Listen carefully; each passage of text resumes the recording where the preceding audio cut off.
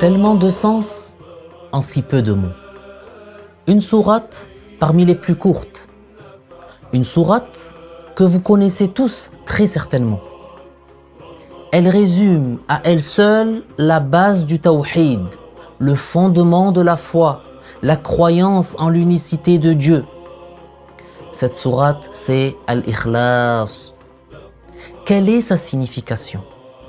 Quelles sont les 4 règles de base que les savants ont déduites de ces quelques versets?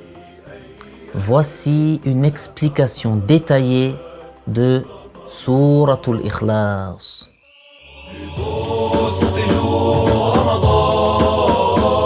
Toujours le cœur rempli d'amour pour toi, de nuit comme de jour, Ramadan, dans l'adoration lillah. Plus beaux sont tes jours, Ramadan, toujours le cœur rempli d'amour pour toi.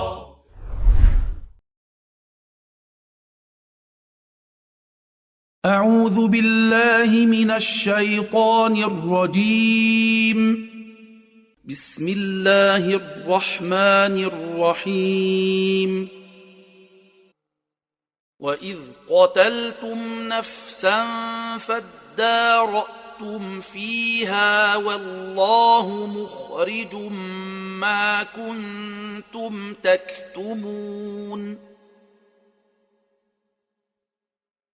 فقلنا اضربوه ببعضها كذلك يحيي الله الموتى ويريكم آياته لعلكم تعقلون. ثم قست قلوبكم من بعد ذلك فهي كالحجارة أو أشد قسوة. وإن من الحجارة لما يتفجر منه الأنهار وإن منها لما يشقق فيخرج منه الماء وإن منها لما يهبط من خشية الله وما الله بغافل عما تعملون. أفتطمعون أن يؤمنوا لكم وقد كان فريق منهم يسمعون كلام الله ثم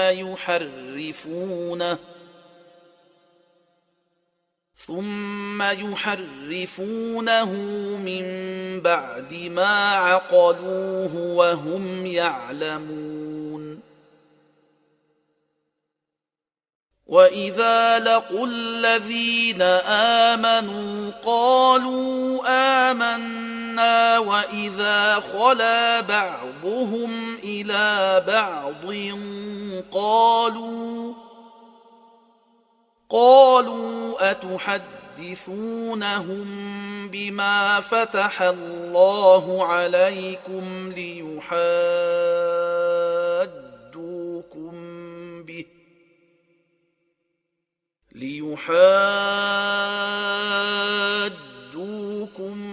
به عند ربكم أفلا تعقلون. أولا يعلمون أن الله يعلم ما يسرون وما يعلنون. ومنهم أميون لا يعلمون الكتاب إلا أماني وإن هم إلا يظنون. فويل للذين يكتبون الكتاب بأيديهم ثم ثم يقولون هذا من عند الله ليشتروا به ثمنا قليلا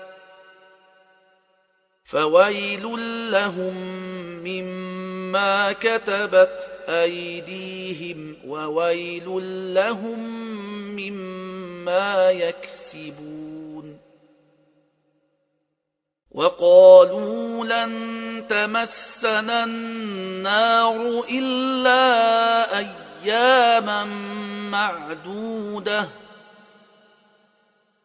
قل أتخذتم عند الله عهدا فلن يخلف الله عهده أم تقولون على الله ما لا تعلمون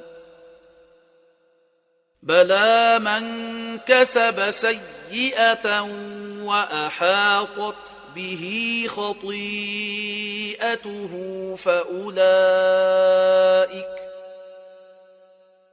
فأولئك أصحاب النار هم فيها خالدون والذين آمنوا وعملوا الصالحات أولئك أصحاب الجنة هم فيها خالدون وإذ أخذنا ميثاق بني إسرائيل لا تعبدون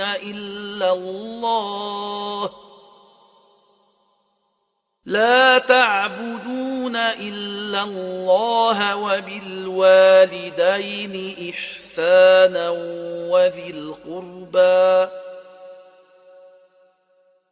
وذي القربى واليتامى والمساكين وقولوا للناس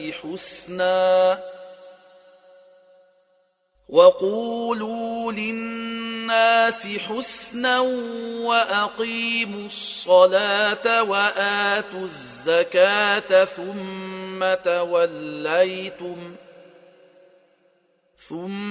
توليتم إلا قليلا منكم وأنتم معرضون صدق الله العظيم رمضان رمضان رمضان فرصة عمر. Tellement de sens en si peu de mots. Une sourate parmi les plus courtes. Une sourate que vous connaissez tous très certainement. Elle résume à elle seule la base du tawhid, le fondement de la foi, la croyance en l'unicité de Dieu. Cette sourate, c'est Al-Ikhlas. Quelle est sa signification? Quelles sont les 4 règles de base que les savants ont déduites de ces quelques versets? Voici une explication détaillée de Suratul Ikhlas. Bismillah walhamdulillah wassalatu wassalamu ala sayyidil mursalin sayyidina Muhammad wa ala alihi wa sahbihi at-tayyibin at-tahirin. A'udhu billahi minash shaytanir rajim. بسم الله الرحمن الرحيم قل هو الله أحد الله الصمد لم يلد ولم يولد ولم يكن له كفوا أحد. Pourquoi cette sourate a été appelée Suratul Ikhlas? Les savants ont dit que c'est parce que celui qui a cru correctement en sa signification sera sauvé du séjour éternel en enfer. Regardez cette sourate éminente qui pourtant ne comporte pas beaucoup de mots. Combien sa signification est importante. Sourate al-Ikhlas comporte beaucoup de significations concernant l'exemption de Allah Ta'ala de toute imperfection et sa glorification Azza wa Jal. Qul huwa Allahu ahad signifie dis que Allah est unique. C'est-à-dire que Allah est celui qui n'accepte ni la division, ni la multiplicité et qui n'a pas d'associé, ni par son être, ni par ses attributs, ni par ses actes. Personne n'a un attribut qui serait similaire au sien. Ainsi, la puissance de Allah Tabaraka wa Ta'ala est une puissance unique par laquelle il est puissant sur toute chose. Et sa science est unique. Par elle, il sait absolument tout. Allahu Samad. Cela signifie que Allah est As-Samad, c'est-à-dire Allah est celui dont toutes les créatures ont besoin, alors que lui n'a aucun besoin de quoi que ce soit qui existe. Il est celui à qui l'on s'en remet lors des difficultés de tout ordre. Il ne tire aucun profit pour lui-même de ses créatures. Et par ses créatures, il ne repose de lui-même aucune nuisance. Le sens du verset « Lam yalid wa lam yulad » c'est de nier que Allah est une origine ou qu'il soit lui-même une origine pour autre chose. Donc la phrase « Il n'est pas engendré » qui est la signification de la parole de Allah « wa lam yulad » n'est pas seulement dans le sens de l'enfantement, mais cela signifie aussi le fait de nier que Allah a pour origine autre chose, ou encore que Allah soit engendré par une autre matière. En effet, Allah n'est pas une matière, et donc il est impossible, selon la raison, qu'il soit engendré par une matière. On ne dit pas au sujet de Allah qu'il a pour origine telle chose, ni que lui-même serait l'origine de telle autre chose. Bien sûr, il est le créateur de toutes choses, mais on ne dit pas que les créatures seraient issues de Allah, ni qu'elles seraient une partie de Allah, ni que Allah s'incarnerait dans ces créatures. Pas du tout. Quand on parle des créatures, on dit telle chose est créée à partir de l'eau. Elle a pour origine l'eau. Telle chose est créée du feu. Telle chose est créée de lumière. Cela veut dire que telle chose a existé à partir de telle autre chose. Et son origine, c'est une matière. Mais Allah est exempt de tout cela. Il n'engendre pas et n'est pas engendré. Il n'est pas lui-même une matière qui serait l'origine des créatures, qui engendrerait les créatures, et lui-même n'est pas engendré, c'est-à-dire il n'est pas issu d'une origine. Donc Allah ne s'incarne pas dans les créatures, c'est-à-dire qu'il ne se mélange pas avec les créatures. L'incarnation dans quelque chose ou le mélange avec quelque chose est une caractéristique des créatures. Par exemple, tu vas diluer du sucre dans de l'eau. Cela veut dire que ce corps s'est mélangé avec cet autre. Il s'est dissous dans cet autre corps. Celui qui s'incarne ou se dissout dans autre chose a des semblables innombrables. Il y a 4 principes fondamentaux que les savants ont établis à partir de ce verset. Lam yalid wa lam yulad. Premier principe. Allah ne s'incarne en aucune chose, c'est-à-dire qu'il ne s'incarne pas dans les endroits ni dans les corps. Deuxième principe. Et rien ne s'incarne en Allah. Aucun attribut n'entre en existence en lui. Troisième principe. Rien ne se détache de lui, ni se sépare de lui. En effet, Allah n'est pas une substance. C'est cela le sens de lam yalid. Il n'engendre pas. Donc, il ne se divise pas. Il ne se partitionne pas. Il n'est pas un corps qui se diviserait. Il n'est pas un tout d'où se décomposeraient des parties. Et quatrième principe, Allah n'est pas issu de quelque chose. C'est-à-dire que Allah ne se détache pas de quelque chose. Et donc, il n'est pas une partie d'un tout. Je répète, écoutez bien ces 4 règles de base déduites par les savants à propos de Allah Azza wa Jal. Dieu ne s'incarne en aucune chose. Rien ne s'incarne en lui. Rien ne se détache de lui et il n'est pas issu de quelque chose. C'est pour cela que celui qui croit que Allah est un corps n'a pas connu Allah. Parce que le corps se divise en parties. Et la division est impossible au sujet de Allah, car il n'est pas un corps.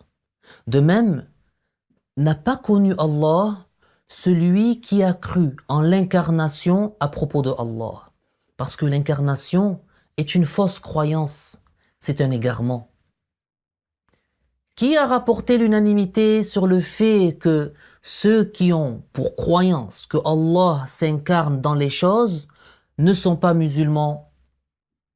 C'est le Hafiz as-Suyuti dans son livre Al-Hawi lil-Fatawa et d'autres.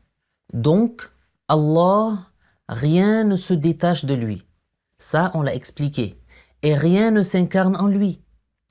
Aucun attribut ne survient en lui. Allah est exempt de cela. L'entrée en existence d'un attribut en un être est une preuve que cet être lui-même est entré en existence. Tout être à qui advient un attribut qu'il n'avait pas, lui-même est entré en existence. C'est pour cela que notre cheikh, le cheikh Abdullah al-Harari, que Allah lui fasse miséricorde, a dit dans le Mukhtasar, dans son livre Al-Mukhtasar, du fait que l'exemption de début a été confirmée pour l'être de Allah, il est obligatoire, selon la raison, que ses attributs soient également exempts de début. Parce que l'entrée en existence de l'attribut implique l'entrée en existence de l'être qui a cet attribut. Regardez maintenant. Si on bouge la main, cela veut dire qu'il y a un mouvement qui est survenu pour notre main. Et c'est une preuve que notre main est entrée en existence. Elle est créée. Tout être auquel il arrive un nouvel attribut est entré en existence. C'est pour cela que Allah, il est impossible qu'une chose s'incarne en lui, car l'entrée en existence est impossible à son sujet. Allah, tabaraka wa ta'ala, en est exempt, car il est éternel, exempt de début. Il existe de toute éternité. Notre maître Ali al-Khawas, qui était le cheikh du cheikh Abdul Wahhab al-Sha'rani, faisait partie des soufis véridiques. Que Allah Ta'ala lui fasse miséricorde. Ali al-Khawas, qu'est-ce qu'il disait? Il disait, il n'est pas permis de dire que Allah est dans tous les endroits. Et c'est vrai, parce que celui qui est dans tous les endroits, il est comme l'air. Il a des semblables innombrables. Allah est exempt du fait d'occuper un endroit et il est exempt du fait d'occuper tous les endroits.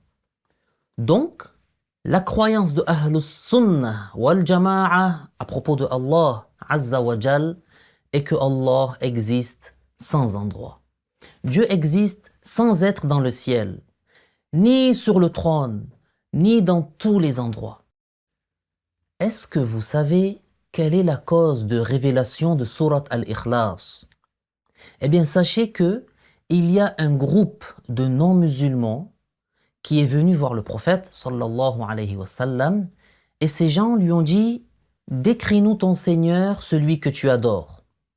Alors, il lui a été révélé cette sourate. قل هو الله أحد الله الصمد لم يلد ولم يولد ولم يكن له كفوا أحد. Il leur a récité et qu'est-ce qu'il leur a dit après? هذه صفة ربي عز وجل. Ce qui signifie voici les attributs de mon Seigneur Azza wa Jal. Ces gens-là qui reprochent aux savants musulmans et à leurs élèves l'enseignement des attributs de Allah et l'enseignement de son exemption de toute ressemblance avec ses créatures, on leur répond ici. Qu'est-ce que le prophète sallallahu alayhi wa sallam a dit? Il a dit, voici les attributs de mon Seigneur Azza wa Jal. Donc le mot attribut existe donc dans le hadith. Je précise cela car il y a des gens qui renient le fait d'utiliser le terme attribut au sujet de Allah. A'udhu billah. En résumé, Allah est exempt de toute ressemblance avec ses créatures. Donc, Qul huwa Allahu ahad signifie dis, ô Muhammad, que lui, Allah, est ahad. C'est-à-dire que Allah n'est pas un corps composé de parties et qui serait alors divisible. Non. Allah n'est pas un corps. Il n'est pas composé de parties. Il ne se partitionne pas et ne se décompose pas. Allahu Samad signifie qu'il n'a besoin de rien et tout autre que lui a besoin de lui. Lam yalid wa lam yulad, il n'est pas une origine d'autre chose et lui-même n'est pas issu d'une origine. Wa lam yakul lahu kufuwan ahad signifie que il n'a aucun équivalent ni aucun semblable. Voilà la croyance de Ahlus Sunnah wal Jama'a. Que Allah Ta'ala fasse qu'on persévère, vous et moi, sur cette croyance jusqu'à la mort. Amin, amin, ya Rabbal Alamin. Cette sourate, diffusez-la aux gens. Cette sourate, sa signification est extrêmement importante. Barakallahu fikum, que Allah vous accorde des bénédictions. Il est très important d'expliquer ces sens aux gens. On a su à partir d'elle l'exemption de Allah du corps. Et en lien avec ce sujet, écoutez cette argumentation et utilisez-la auprès des gens. Lorsque les associateurs ont su que notre maître Bilal al-Habashi, le compagnon, lorsqu'ils ont su qu'il était entré en islam alors qu'il était un esclave, avant que notre maître Abu Bakr as-Siddiq ne l'affranchisse, qu'est-ce que les associateurs ont fait de Bilal? Ils lui avaient mis un rocher sur sa poitrine et ils le frappaient et disaient « Dis Hubal, dis Allat, dis Uzza ». C'est-à-dire qu'ils lui demandaient de glorifier le nom de certaines idoles adorées par les associateurs. C'est comme s'il lui disait « Attribue à Allah un associé ». Qu'est-ce qu'il voulait de lui? Qu'il dise la parole de mes créances. Et lui, qu'est-ce qu'il disait? Une seule expression, une seule parole. Qu'il répétait Ahadun ahad, ahadun ahad. Subhanallah. Regardez ce que le cheikh Abdullah, que Allah l'agrée, a dit. Par la parole Ahadun ahad, Bilal leur a fait comprendre que le corps ne mérite pas d'être adoré. Et eux comprenaient la langue arabe, ils comprenaient l'arabe. C'est pour cela qu'ils étaient exaspérés, car ils étaient des adorateurs d'idoles, des adorateurs d'images. Ils ont compris de cette parole que leur adoration est fausse. Donc, celui qui adore un corps, celui-là, sa religion, qu'est-ce qu'elle est? Elle est infondée. Vous avez vu? C'est-à-dire que il leur a démontré l'invalidation de l'adoration des idoles et de tout ce qui a un corps juste par sa parole Ahadun ahad, Ahadun ahad. Ils ont compris par cela que leur religion est fausse. C'est quoi leur religion? L'adoration des corps, l'adoration des images. Et Allah n'a pas de corps ni d'image. Écoutez ce que l'imam Ja'far al-Sadiq, que Allah l'agrée, a dit. Man za'ama anna Allah fi shay' aw min shay' aw ala shay' faqad ashrak. Cela veut dire celui qui prétend que Allah est dans quelque chose ou issu de quelque chose ou sur quelque chose a adoré autre que Allah. Celui qui a cru ou qui a dit que Allah Ta'ala est dans quelque chose, il l'a rendu cerné, entouré, circonscrit. Il aura adoré autre que Allah, car Allah n'est pas ainsi. Et celui qui prétend que Allah est sur quelque chose, sa parole revient à dire que Allah est porté. Regardez par exemple. Maintenant, si on pose un livre sur une table, ce livre est porté. Celui qui dit que Allah lui-même occuperait un espace sur quelque chose, sa parole signifie que Allah Ta'ala est porté.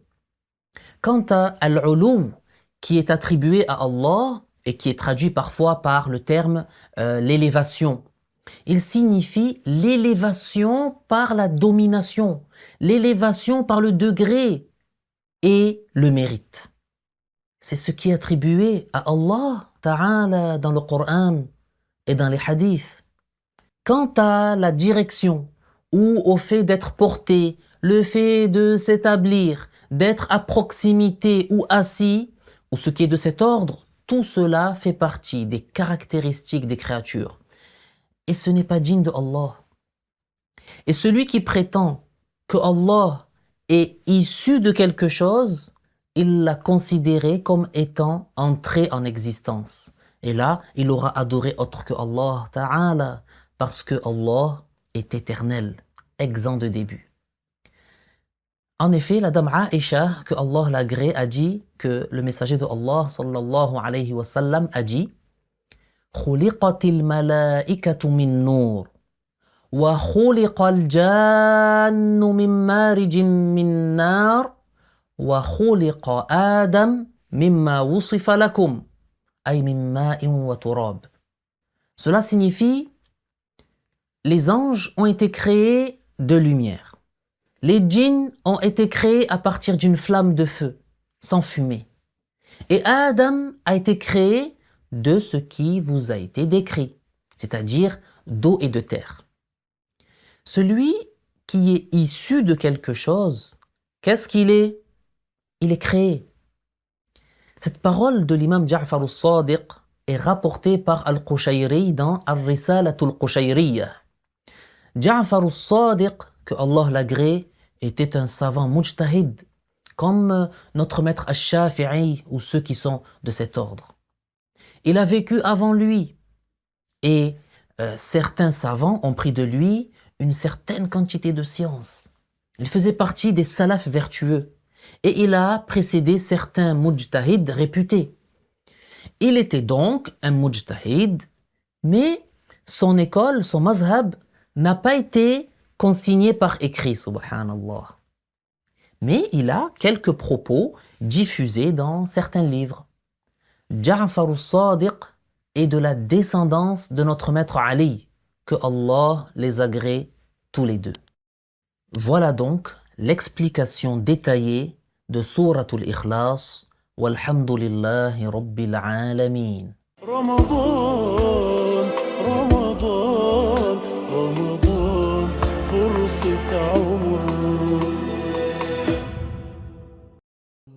الحمد لله رب العالمين والصلاة والسلام على سيدنا محمد الأمين وعلى آله وأصحابه الطيبين الطاهرين. اللهم تقبل منا ما قرأنا من القرآن وتجاوز عنا ما كان من خطأ أو نسيان أو تحريف أو تغيير أو زيادة أو نقصان وآمنا من عذاب القبر ومن سؤال منكر ونكير وأن تأكلنا الديدان وبيض وجوهنا يوم البعث واعتق رقابنا ورقاب والدينا المسلمين من النيران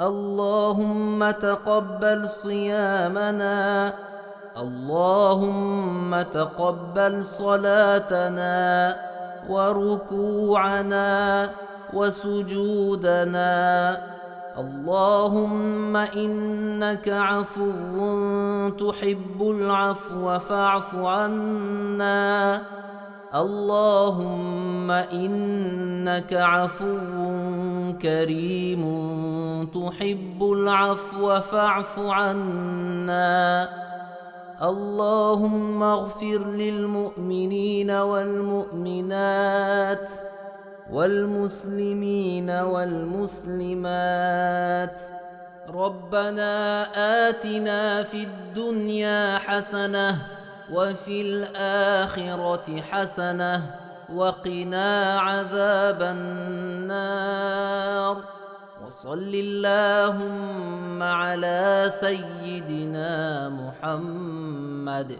وعلى آله وصحبه وسلم والحمد لله رب العالمين.